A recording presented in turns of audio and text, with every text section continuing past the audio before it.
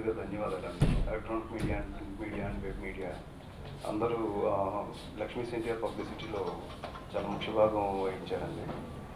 29th March cinema release అయింది.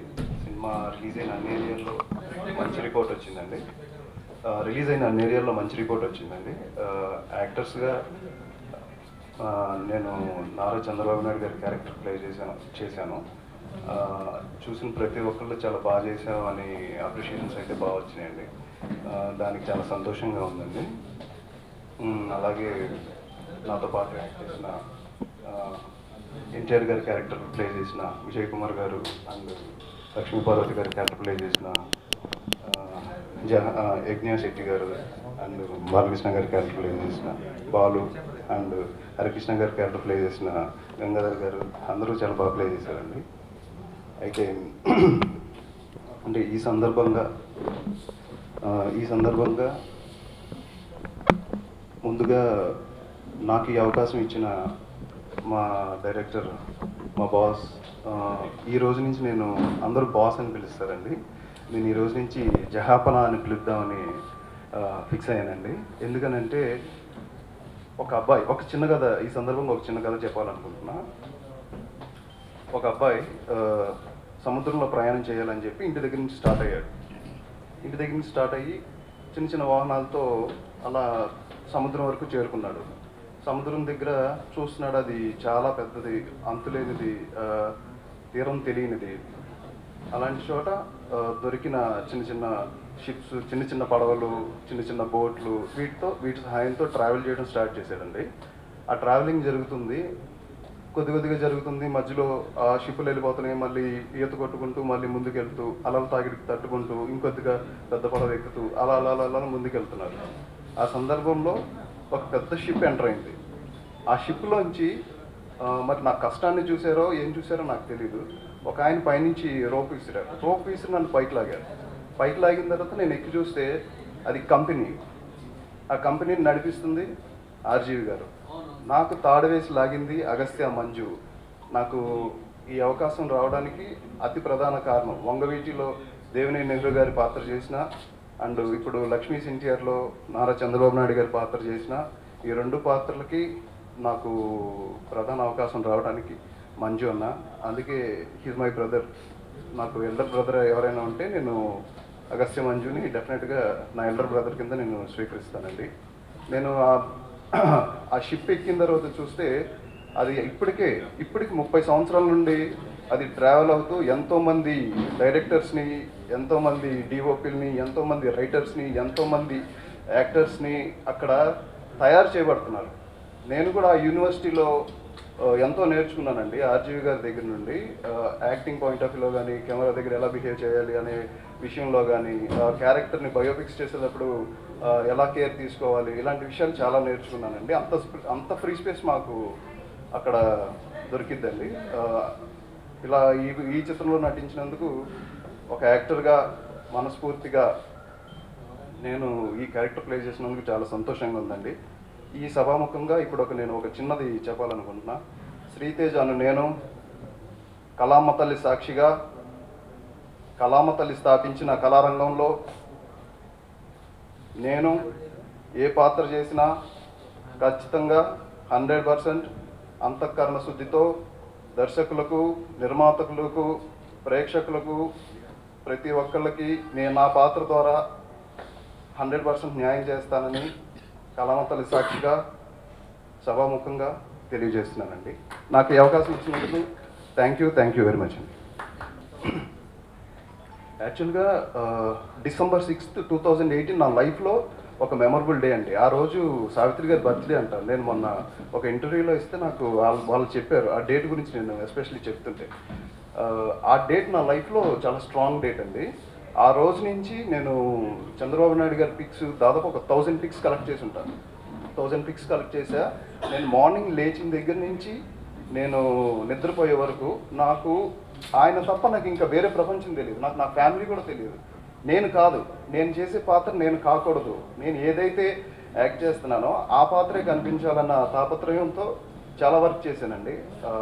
Body language కానీ, walking style కానీ, లేకపోతే లుక్స్ కానీ, మేనరిజమ్స్ కానీ, ఇంకా నాకు వేరే ప్రపంచం తెలియదు. చాలా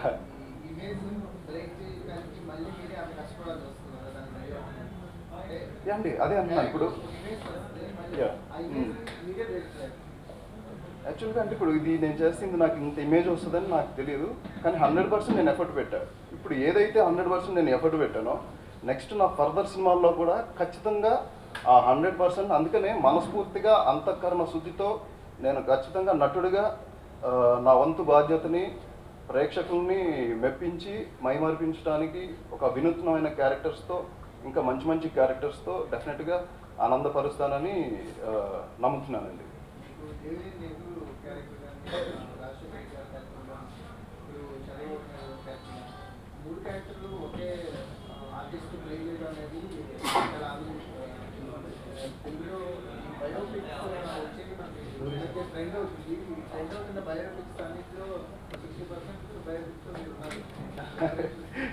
థ్యాంక్ యూ. అదే అండి, అంటే ఇది నాకు ఎలా అనిపిస్తుందంటే మనం చిన్నప్పుడు ఐ మీన్ కాలేజ్ స్కూల్ అయ్యి ఉండొచ్చు, ఆదిత్య 369 సినిమా రిలీజ్ అయింది కదా.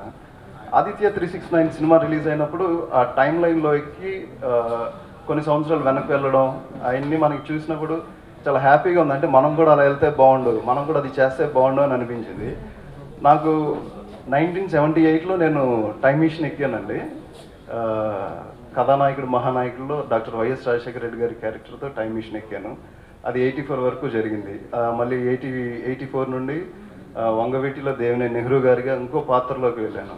ఆ తర్వాత 90 నుంచి 96 వరకు మన ఆంధ్రప్రదేశ్ రాష్ట్ర ముఖ్యమంత్రి వర్యులు నారా చంద్రబాబు నాయుడు గారి పాత్రని ధరించి ఇప్పటి వరకు ఆ టైం మిషన్లో నేను ఒక అద్భుతమైన ట్రావెలింగ్ చేశానండి. అది చాలా గొప్పగా ఉంది.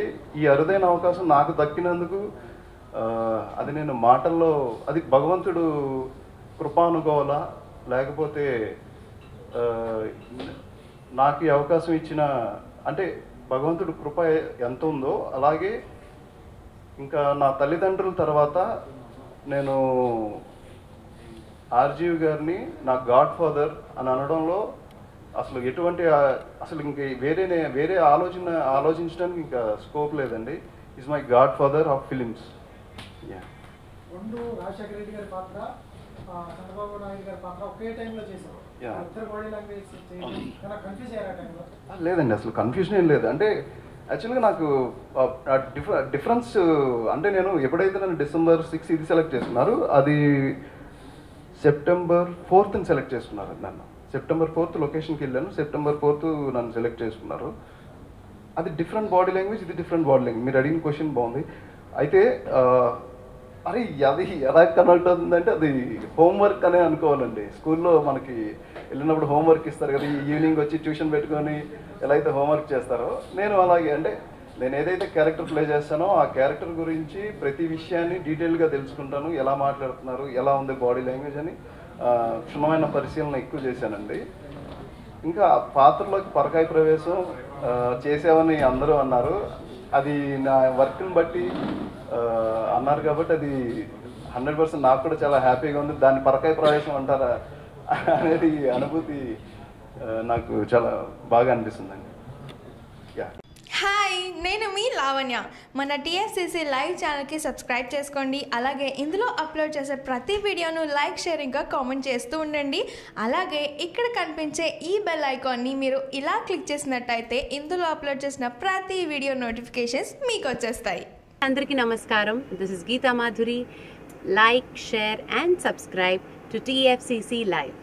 హాయ్, అందరికీ నమస్కారం. నేను మీ Madhupriya. Please like, share, subscribe to TFCC live. Hi, this is Rashmi Thakur. Please like, comment, share and subscribe TFCC Live. Hi everyone, this is Pravina. You watching TFCC Live. Please like, share and subscribe to TFCC Live. Hi everybody, యూట్యూబ్లో subscribe చేయండి, view చేయండి, follow చేయండి for all news about Telugu films. TFCC Live. Don't forget, subscribe and